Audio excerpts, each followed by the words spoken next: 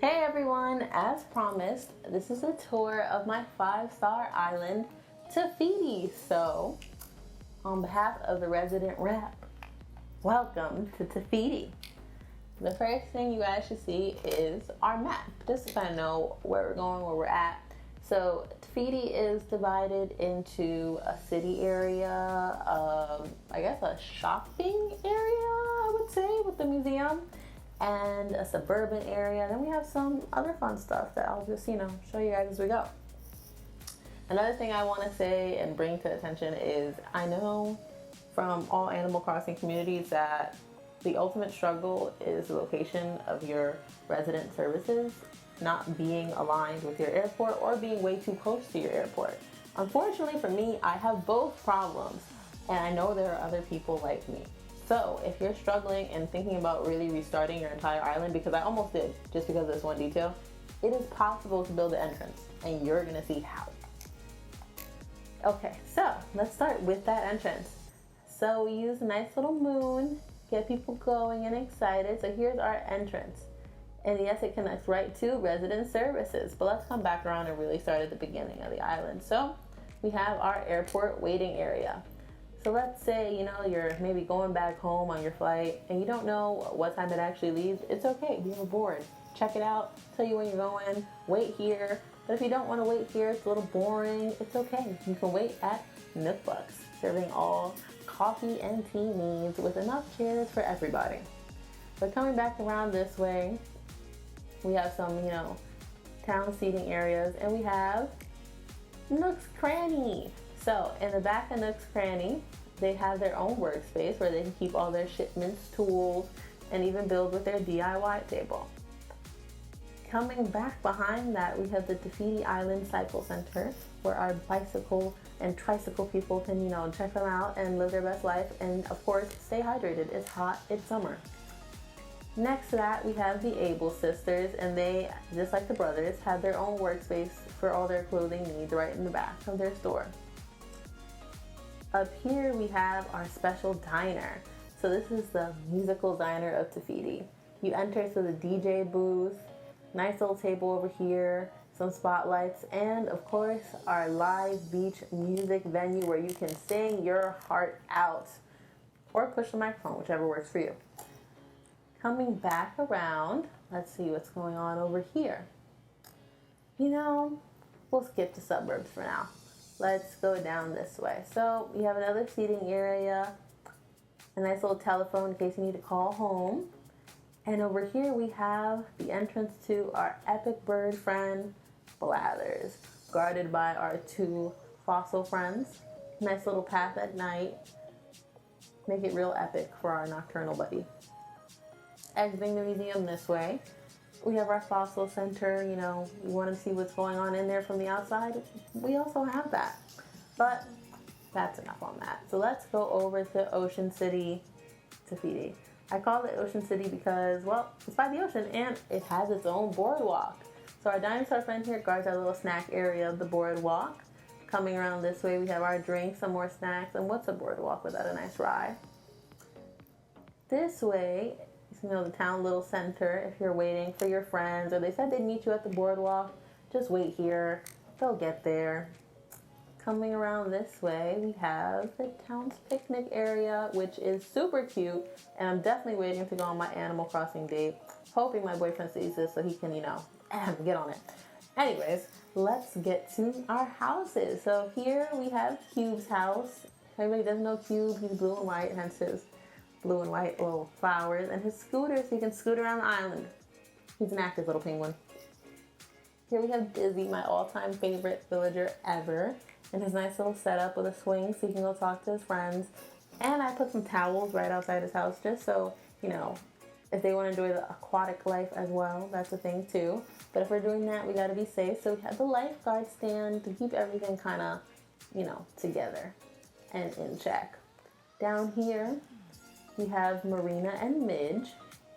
They just have their flower gardens, and they're super cute. And they come and they talk to each other every now and then. Coming around this way, we have the suburbs. So here we have June's house. She's actually, oh, look at Sterling. He's so cute. Wow. He's a suburban folk too, so we'll see. And he left me right in the middle of the tour. Typical. But let's keep going. So we have our soccer field. Yes, I know this is volleyball. Pretend it's a soccer ball. Coming back this way, we have our park. You can play under the star tree, take a nice slide, or play some ball if you're into that. I'm not. I'm very bad at it. But, you know, I like to pretend that I'm good. So that's what we have over here. This is just the entrance from the city. But let's keep going to the suburbs, actually, now that we're here. So here, speaking of Sterling, like I said, he is our town jock. He's the only jock in this town, which is why he's also a town personal trainer. Yes, I signed lives to all these people. So he is a personal trainer. It's all his equipment for his clients, little tables, you know, chill out, drink some water after your session. And if you're waiting, no worries. Take a seat. He has a waiting area too. Over here, his friend Audie's here. She is his #1 client. So she's over here, but she's also a pop star. So, you know, she has to have her little director's chair, her little setup. Maybe she'll be a YouTube star one day. Coming down this way, we have our more reserved of the people. Oh, before I forget, Sterling also owns a little protein bar. This is his little setup. But let's get back to the people over here. So Fauna's here. She's more reserved. She likes her flowers. She's a little in the corner because she doesn't really interact as much. Has a little setup here to hang out. And I'll tell you guys the Tafiti too. So she has this one black rose. And there are no black roses anywhere else except for with Zell. This is Zell's setup. So in my head, Zell gave her a black rose because that's her little bang. They're both deers, by the way.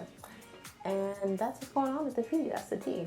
But let's keep going. So in this back corner, we have the Mermaid Cove.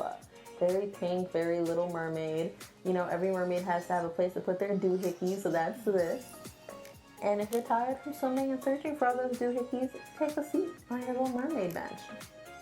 So let's go back around this way in case, you know, any people like us want to join the mermaids. You have a little changing station right here so you can dive in the water. But we will do that on a different day.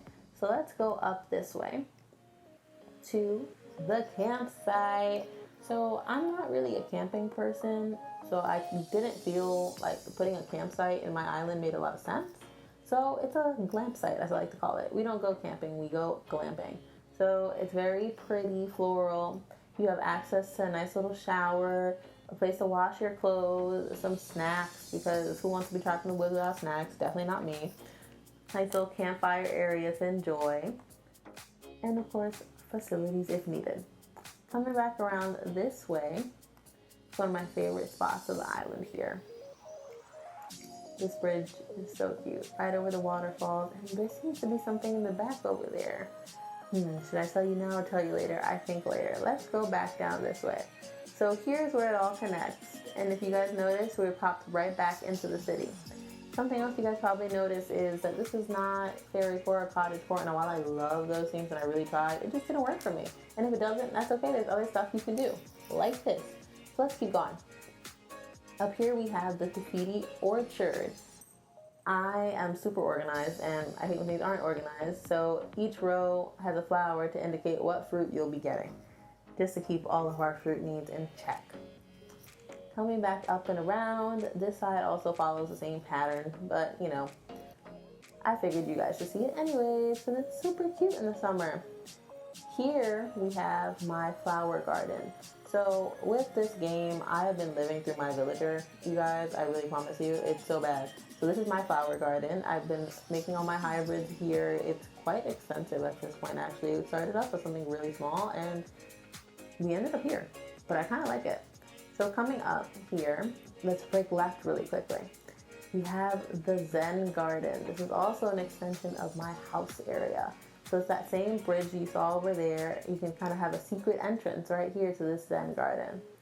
All your Zen needs. But now let's finally go up the stairs into my house. But before we go to the house, let's see my yard. So instead of a yard, I opted for something I actually want in real life, an infinity pool. So you can lay here, tan, do whatever you want. I normally lay here in my Gucci swimsuit, and by me, I mean my character, because I do not have a Gucci swimsuit, nor do I have an infinity pool. But let's keep going. Over here, we have a secret little hideaway to relax. This is kind of what you guys saw from the bottom of the bridge, but it did not actually look like a hideaway from down there, which I like. You can't really guess what's going on. It's just a nice little place to relax. Once again, I lived through her, so I would want something like that. Now, finally, let's get back into the house. Here are my lilies of the valley when I finally got 5-star, but before we even go to the house, and yes, sorry, I'm teasing, we have our crescent moon chair to kind of sit and enjoy the stars and wish on shooting stars when Celeste is around. A nice DIY, and what is this? An entrance to the house's secret beach, where my cousin comes to visit. And yes, I do mean Red. And when I say he comes to visit, I mean, I wish he would visit. All the Animal Crossing players get that. And now finally into my house. So the entryway room, I like to keep it in theme with the season. So back when it was cherry blossom season, we had cherry blossoms. Now it's summer. I was gonna go mermaid theme, but well, you'll see why I didn't do that soon. So instead I went with shells. So we have a little surround sound, well I guess it's only on one wall, so not surround sound, shell system here. Some chairs to hang out, drink your pina colada. If you need to go make your pina colada, you have an area to do that. And this is my favorite little part right here. This is the little reading area to go read some magazines. If you want with a friend, just chill out. It's like a little corner for you. Just turn on the light in there. It's not good to read without the light on. At least that's what my mom says. So over here, we have one of my favorite rooms actually. As you guys saw in the beginning, I'm a little Disney obsessed. So when this set came out, I went a little crazy. Here is our mermaid bathroom. And honestly, I wish I could say I wouldn't love this in real life, but I would. I would totally have this own bathroom in my house. This is awesome. Little vanity. This is just, I can't even think of a better setup for myself, honestly. Humidifier, set the ambiance for your bubble baths. It does not get better than this for me. But let's keep going. So originally, I wanted to keep my house themed with something Disney everywhere. It didn't really work out, but over here, we do have something. This is our dining room. It originally started as I wanted to be like the dining area in Mulan, like eating with the parents. Close enough, I guess. Not really though, it's just the Imperial set. I really like it. I think it's super cute and very classy. I would love a dining room like this, honestly. And I've always wanted this in my dining room, so here's a little record player to play music and backtrack to your dining needs. I love it. I would love to have a little something playing in the background every time I eat. Okay, so if we go back all the way in, of course, if you have a dining room, you need somewhere to make that food. I've seen so many houses with dining rooms and no kitchen, and I'm confused. So here's the kitchen where you get that food. It's super, basic, but functional. You have everything you would really need to do what you need to do. The only thing I wish this game had is honestly like an air fryer, so I like to pretend that my rice cooker is an air fryer. Close enough, right? Okay. Now, let's see some more. Let's go down first. So this room, I at first wanted to do a type of game room technology vibes to kind of give Wreck-It Ralph vibes, but then I saw this manga library wall and I could not resist. So now it's just a chill space, honestly.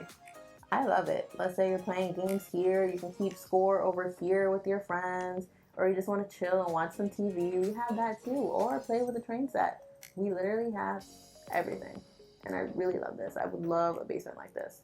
But now, let's go to one of my favorite rooms, my Rapunzel themed bedroom. So it's hard to get a Rapunzel theme, but these little walls and the windows remind me of being like locked in a high up tower, so I set it up in that way. Very old and antique.